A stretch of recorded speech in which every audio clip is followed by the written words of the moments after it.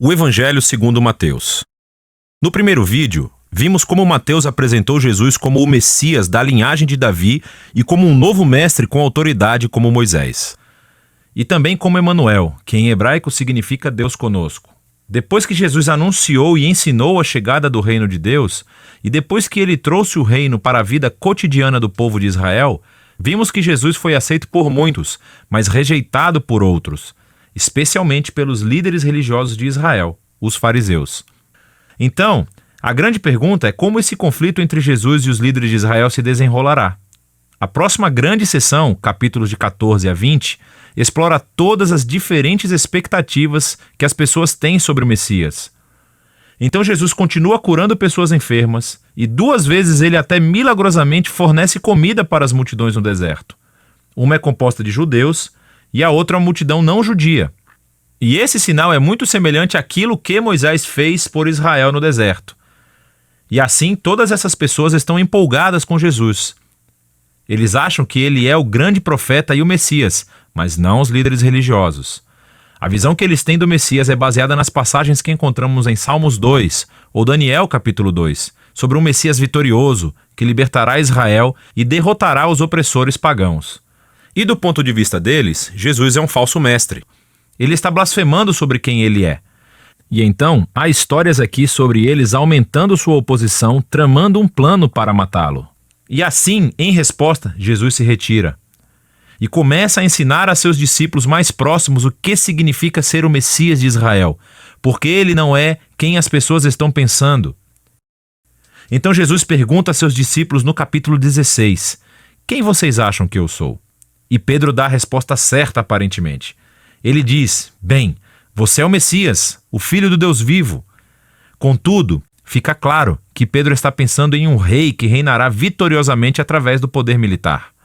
E Jesus desafia Pedro dizendo, sim, eu me tornarei rei, mas de uma maneira diferente.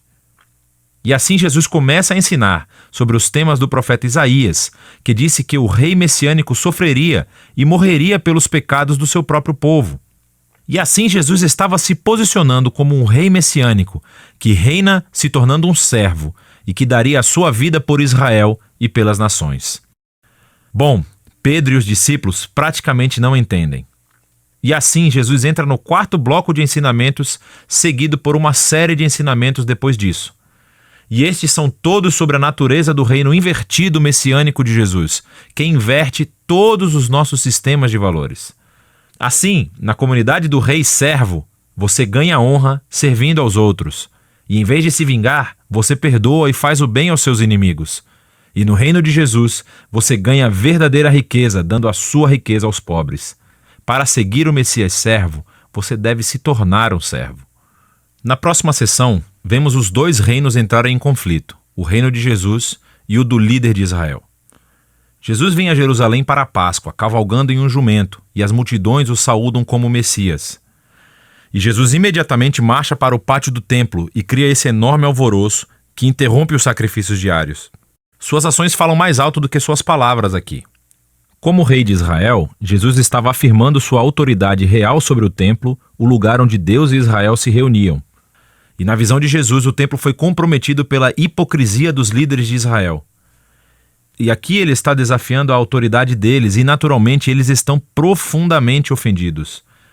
E assim, eles tentam encurralar Jesus e envergonhá-lo no debate público, mas falham. Então eles acabam decidindo que ele deve ser morto. Em resposta, Jesus entrega seu bloco final de ensinamentos. Primeiro ele oferece uma crítica impetuosa aos fariseus e sua hipocrisia. E depois ele chora por Jerusalém e a sua rejeição a Deus e o seu reino. Então Jesus se retira com os discípulos e começa a dizer-lhes o que acontecerá.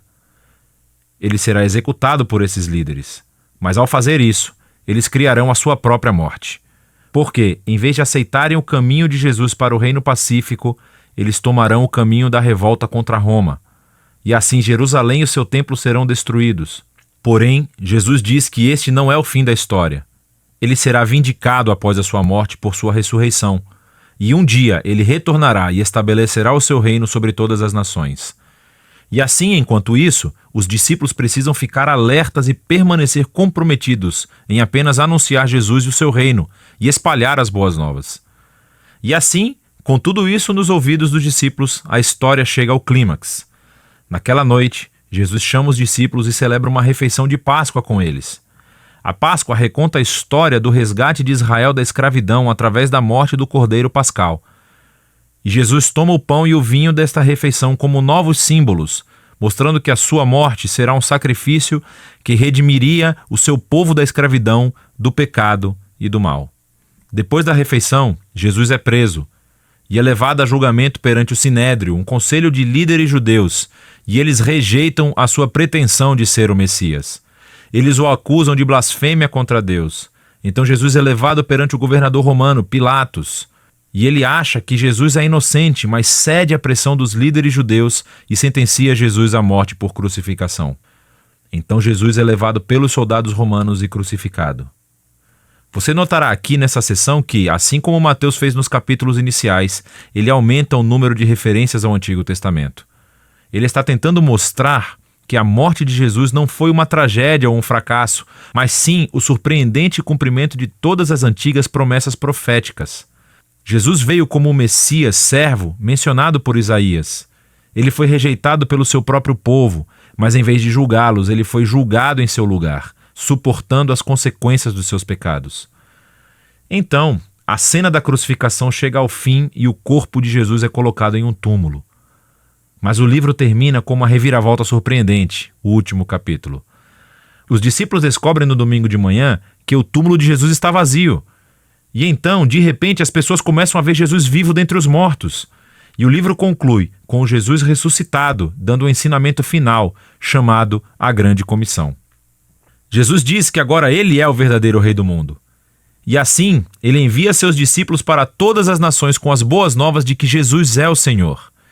E que qualquer um pode se unir ao reino sendo batizado e seguindo seus ensinamentos. E ecoando de volta até o seu nome Emanuel, Deus conosco, do capítulo 1, as últimas palavras de Jesus no livro para os seus discípulos são: eu estarei com vocês. É uma promessa da presença de Jesus até o dia em que ele finalmente retornará. E este é o Evangelho segundo Mateus. Pare-se à vontade. Pare desanimado. Pare chorando. Pare andando. Pare em pé. Pare de joelhos.